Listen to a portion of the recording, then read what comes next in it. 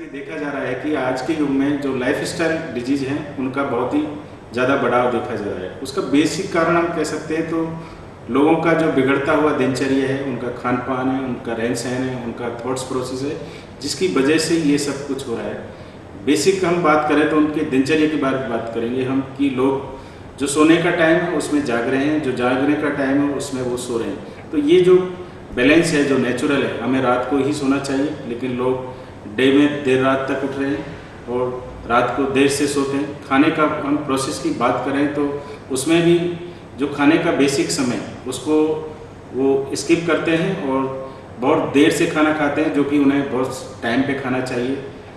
अच्छा खाना नहीं खा रहे हैं, उसमें बहुत सारा फास्ट फूड उसका पार्ट हो रहा है।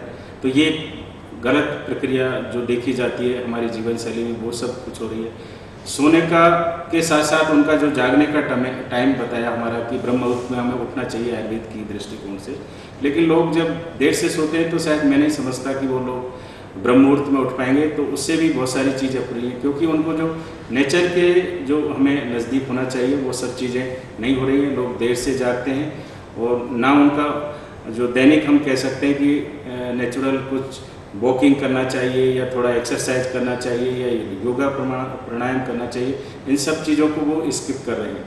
खाने में हम बात करें लोगों की तो जो हमने आयुर्वेद में षड्रस को कहा गया है, जिसमें हम कहें कि हमें उसमें फलों का भी हमें प्रयोग करना चाहिए, हरी सब्जियों का भी प्रयोग करना चाहिए, दालों का भी प्रयोग करना चाहिए।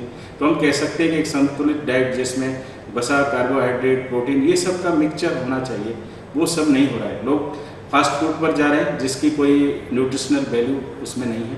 इसलिए ये सब वजह है जिससे कि हमारा आजकल जो लाइफ स्टाइल डिसऑर्डर, जिसमें हम मेटाबॉलिक सिंड्रोम, जिसमें हाइपरटेंशन, डायबिटीज़ और हाइपर कोलेस्ट्रीमिया, ये सब जो डिजीज़ हैं जिनका कोई दूसरा कारण नहीं है, हमारा लाइफ स्टाइल कारण है, उसकी वजह से हो रही है। तो इनसे बचने का मैं समझता हूँ कि अगर हम लाइफ को स्टाइल को ठीक कर लेते हैं और हमारे खान पान में सुधार कर लेते हैं तो उससे शायद इससे बहुत कुछ बचा जा सकता है।